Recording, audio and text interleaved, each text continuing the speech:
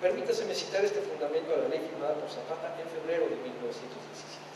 Dice: considerando que si bien algunos pueblos desde tiempo inmemorial han acostumbrado nombrar su representante para estas cuestiones, nunca hubo una ley que determine y haga respetar las facultades de sus representantes, por lo que estos se han visto con frecuencia borrados, o bien sus atribuciones invadidas por los ayuntamientos, o estorbada en su acción por toda clase de autoridades. Este es básico. Sus funciones se apegaban al Plan de Ayala y a la Ley General Agraria, y eran las siguientes: vigilar el reparto de lotes entre los vecinos y el arrendamiento de tierras. Se trataba de un paisaje de una república diferente. Todos los pueblos del país nombrarán representantes para cuestiones de tierras, montes y aguas. Tendrán elecciones directas entre vecinos, con duración de un año los puestos, elecciones cada 1 de diciembre, reelección pasados 2 periodos, el cargo gratuito y honorífico. Entre sus obligaciones estaban cuidar bajo su más estricta responsabilidad de los planos y títulos del ejido, cuidar de los terrenos del pueblo, cuidar del fondo legal, de los terrenos de monte o pasto, de los terrenos de labor que resulten sobrantes, y después de hecho entre los vecinos el reparto de los lotes de que habla la ley agraria. La lectura de estos documentos juntos me ha permitido pintar el paisaje zapatista en el siguiente esquema.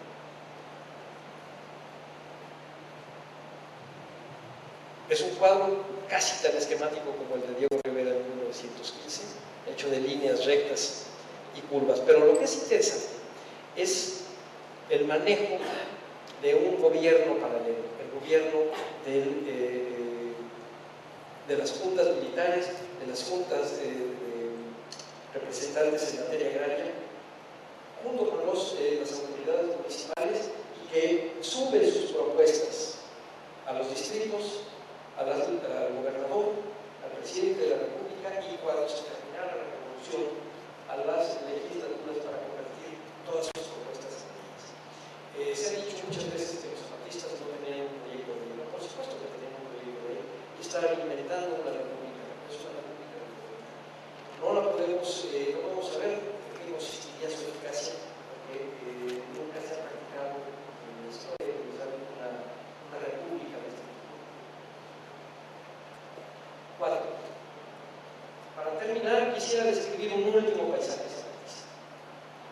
Otra vez regresamos a Diego Rivera, pero años después de su cuadro parecido. Es el del sur revolucionario como paisaje primigenio, que desdobló la geografía detrás de los volcanes en geografía, no con tonos bucólicos, sino de génesis bíblica, del mito original. La pintura de la primera mitad del siglo XX, del estilo de Justino Fernández, fue prometeica. Contenía además una novedad fundamental. Por una parte mostraba al hombre desgarrado de su tiempo, por la otra, decíamos, la posibilidad de reunificación de ese hombre con el sentido metafísico de la existencia, por su religamiento del misterio, por la creencia en Dios. Vieja novedad que reumaniza el hombre. Esta corriente se insertó luego de regresar a París, el romancero plástico de Rivera, como lo calificó Carlos de la Cruz, con todos los efectos y virtudes estéticas y políticas que pudieran revestir. Sobre nadie se ha escrito en México más y peor, dijo el mismo Carlos. Y ensayó un renacimiento claramente zapatista que daba dimensión de este paisaje primigenio. Podría sorprendernos si atendemos a sus modelos y resultados finales, que son modelos de la cultura cristiana, tardo-medieval y renacentista. Sin embargo, en Rivera no se trata de una visión católica del mundo, sino de la visión del cristianismo como fundamento mítico de la civilización occidental.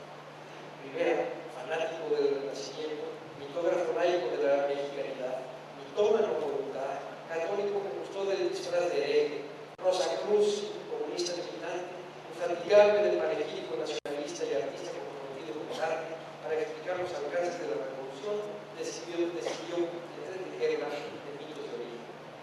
Apeló al lenguaje de la religiosidad para dirigirse a un pueblo religioso. Apeló al antiguo léxico plástico cristiano que universalizó la historia de Dios. Rivera adaptó con rigor las posturas filosóficas de los primeros pintores renacentistas, quienes basados en los textos de las escrituras y de las versiones populares de los momentos explican el orden del contexto de la creación, como aquello que sale de la leyenda dorada de Santiago de la Muralla, y pues usó como expresión demagógica y pedagógica, no exenta de cierto ánimo de apostolado, con la fuerza expresiva de los padres fundadores. No sin perseguir al escándalo, Rivera dijo tajantemente que el arte es propaganda o no es arte. Aquellas dos fuentes volvieron a Rivera en su estancia europea de 15 años, principalmente en su viaje a Italia del último tramo medieval, o mejor, del impulso creador del inicio del renacentista. Baste decir, por ejemplo, que al definir al artista, Rivera repite casi textualmente a Federico de Montefeltro al final del siglo XV. Y para ser artista se debe ser antes que nada un humano profundamente humano. Es en Chapingo donde Rivera marca este despertar de estética e ideología. La evolución natural al lado derecho con los temas, la sangre del mártir, geología interna, germinación o cristalización de la materia, florecimiento y fructificación, transformación social, semilla de la revolución, el florecimiento de la revolución, la cosecha de la revolución, etc. Esperanza y confianza en el futuro son los mensajes centrales. Imprimió en ellas un sentido profundo de la historia. Y en ella es Emiliano Zapata el hombre primigenio, el primero de un pueblo que por fin era protagonista de su propio destino al ajustar cuentas con la historia. La revolución se desdobló en una exigencia de interpretación ecuménica de la realidad. La tierra dormida es México, la madre primordial del mundo. La germinación de la revolución, al decir de Justino Fernández, es una escena tranquila, mientras que el florecimiento de la revolución tiene sentido trágico. Florece el árbol robusto del ideal libertario, pero a costa del sacrificio de los mártires. El muerto, en primer término, las mujeres inclinadas sobre él, en dolorosa actitud, una de cuyas cabezas coincide con el ala del sombrero de la otra punta de pie, de manera que de forma aparentemente casual, pero intencionadamente, parece un algo que agrega un aire de santidad a la quizá madre del futuro. Esa suerte de María Dolorosa, campesina, en un paisaje rural formalmente muy distinto al de 1915. Su filiación cercana está en los héroes telúricos, mártires de la guerra. Cuauhtémoc, Zapata, Otilio Montaño, Felipe Carrillo Puerto, de los muros del tercer piso de la Secretaría de los Unidos. Y en el mestizaje de ideas biológicas y religiosas, pintó Chapingo a Emiliano Zapata como nuevo Adán, padre genésico y mártir. Formalmente, es posible establecer una línea genealógica entre este Zapata muerto y el árbol de Añoro Gaggi del panel inicial